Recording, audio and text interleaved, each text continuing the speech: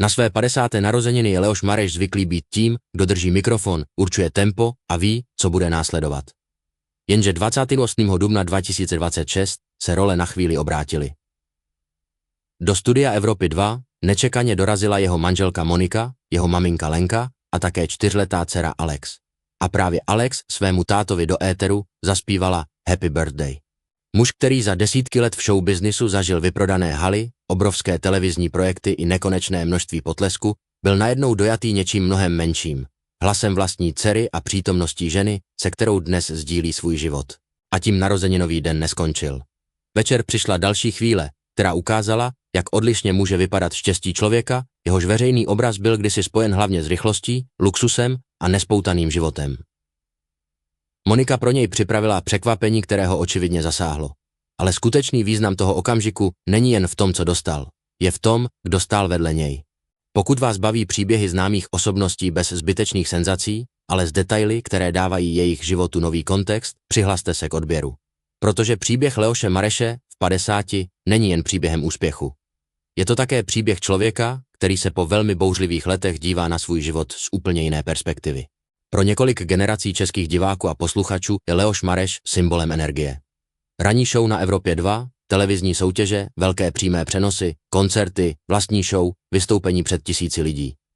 V době, kdy se jeho kariéra rozjela naplno, působil jako někdo, kdo dokáže proměnit prakticky jakýkoliv prostor v pódium. Jeho image byla výrazná a snadno zapamatovatelná. Kožichy, drahá auta, sebevědomý humor a schopnost být neustále vidět. Právě to z něj udělalo jednu z nejvýraznějších postav českého showbiznisu.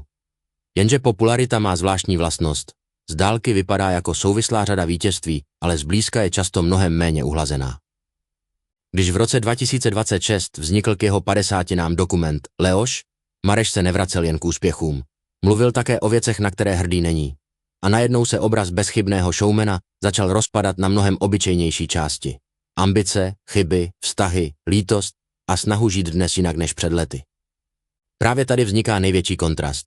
Zatímco veřejnost viděla muže, který měl téměř všechno, jeho soukromý život dlouho rozhodně nepřipomínal dokonale napsaný scénář. Leoš Mareš má z prvního manželství 2 syny, Jakuba a Matěje. Se svou první manželkou Monikou, tehdy poslušnou, se poznal na Evropě 2. V dokumentu oba otevřeně vzpomínali na začátky vztahu i na dobu, kdy věřili, že spolu zůstanou. Jenže do života, který zvenčí vypadal úspěšně, vstoupily nevěry a postupné rozpadání vztahu. Mareš dnes o některých obdobích své minulosti mluví výrazně kritičtěji, než jak o nich mluvil tehdy. V dokumentu se vrací i k rozhodnutí odejít od první manželky v době, kdy čekala jejich druhého syna. Jeho bývalá žena popsala, jak bolestivý a šokující ten moment pro ní byl. Tohle není detail, který by měl sloužit jako senzace. Je důležitý z jiného důvodu. Ukazuje vzdálenost mezi Leošem tehdy a Leošem dnes. Mezi mužem, který se pohyboval v prostředí, kde bylo téměř všechno rychlé a intenzivní, a člověkem, který o mnoho let později dokáže některé vlastní kroky pojmenovat bez velkých výmluv. A právě po tomto období přišlo setkání, které mělo jeho soukromý život nasměrovat jinam.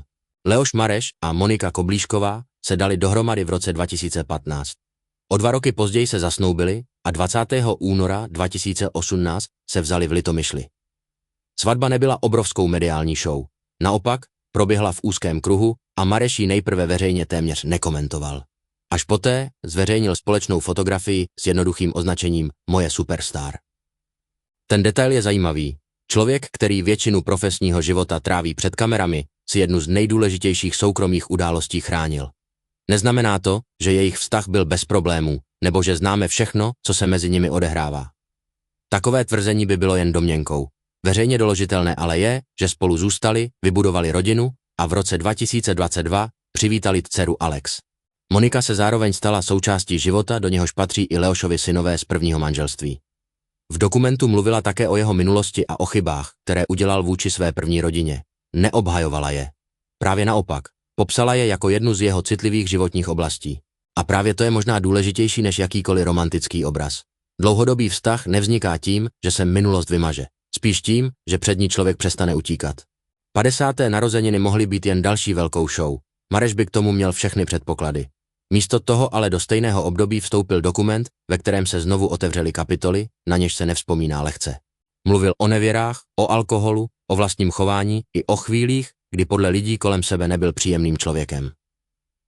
V jedné z nejcitovanějších vět o svém někdejším chování řekl velmi jednoduše, že se choval jako kretén. Nešlo o uhlazené vysvětlení ani o pokus udělat z minulosti něco hezčího. Současně ale jeho 50. přišly v době, kdy měl po boku Moniku, 3 děti a za sebou 8 let druhého manželství. Právě tento kontrast dává narozeninovým okamžikům jinou váhu. Nejsou důkazem, že je všechno dokonalé. Jsou ale viditelným obrazem toho, kde se jeho život nachází dnes. A pak přišel večer 27. dubna. Po ranním vysílání následovala večerní oslava v pražském hotelu Fairmont. Podle zveřejněných informací se jí účastnilo zhruba 25 nejbližších lidí. Byli tam i Leošovi synové Jakub a Matěj a další lidé z jeho nejbližšího okruhu. Kolem 8. večer Monika všechny pozvala ven. Tam na Leoše čekal její narozeninový dárek. Světle modrý Mercedes-Benz 560 SL z řady R107. Pro člověka, který má k autům dlouhodobě silný vztah, to bylo přesně mířené překvapení. Mareš neskrýval nadšení, Moniku několikrát políbil a vůz si okamžitě šel prohlédnout. Na první pohled je to příběh o luxusním dárku. Jenže pokud se zastavíme u ceny auta, unikne nám to podstatnější. Ten den začal v rádiu, kde ho překvapila manželka, maminka a malá dcera. Pokračoval oslavou s nejbližšími.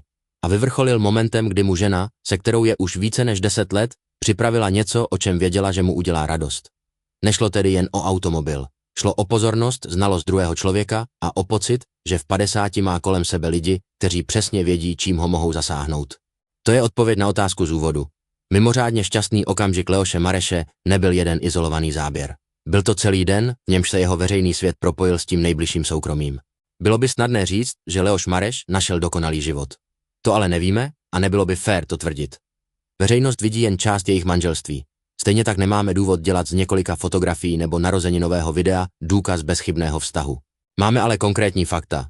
V roce 2026 Leoš a Monika oslavili 8 let manželství.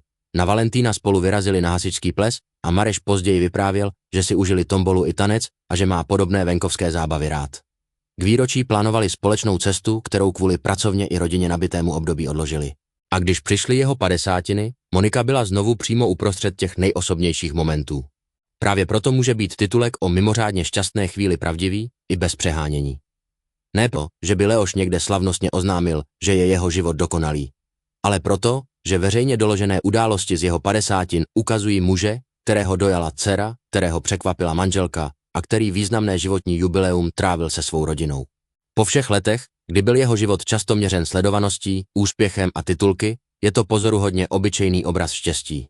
Leoš Mareš zůstává pracovně mimořádně aktivní. Rádio, moderování, koncertní projekty a velké společenské akce z jeho života nezmizely.